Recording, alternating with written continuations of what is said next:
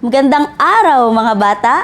Ngayon ay muli tayong magbalik-aral tungkol sa nakaraang linggo na ibinahagi sa atin ni Ate Maan. Naalaala niyo pa ba?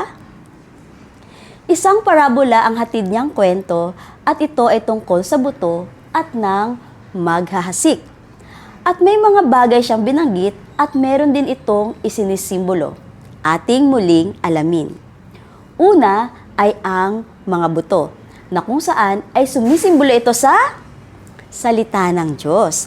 Pangalawa ay ang iba't ibang uri ng lupa kung saan nahasik ang mga buto at ito naman ay sumisimbolo sa ating mga puso o sa puso ng mga taong nakakarinig at tumatanggap ng salita ng Diyos.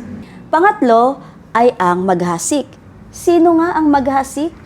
Ito naman ay sumisimbolo kay Jesus at ang iba pang tagapagturo ng salita ng Diyos tulad ng ating Sunday School teacher, parents, o maging ang ating pastor. Itinuro din ni Ate Maan kung saan nahasik ang mga buto. Una ay sa daan. Tama. Sila ay sumisimbolo sa mga taong hindi pinapansin ang salita ng Diyos, kaya madali itong nawawala sa kanila.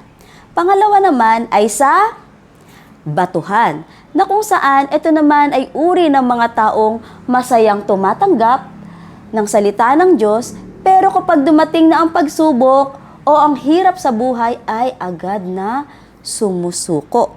At pangatlo naman ay saan na nga nalaglag yun? Ang mga butong nahulog sa mga tinik. Ito naman ay mga taong nakikinig ng salita ng Diyos, pero mas inuuna ang ibang bagay kaysa sa Diyos, katulad ng pagsi-cellphone sa halip na magsimba. Ganoon ba kayo? At pang-apat ay ang butong nahasik sa matatabang lupa.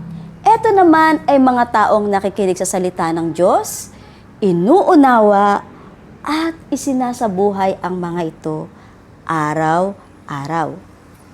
Naway maging matabang lupa ang ating mga puso sa bawat aral na ating naririnig sa Sunday School at kung saan pa man na ibabahagi ang salita ng Diyos. At nawa ay lalong lumago ang ating mga pananampalataya, pag-asa, at pagmamahal sa Diyos at maging sa ating kapwa. Kaya ngayon ay panibagong aral na naman ang ating matutunghayan. At iyan ay mula kay Ate Clarice Morales. Palakpakan natin si Ate Clarice Morales na masibagong palakpakan!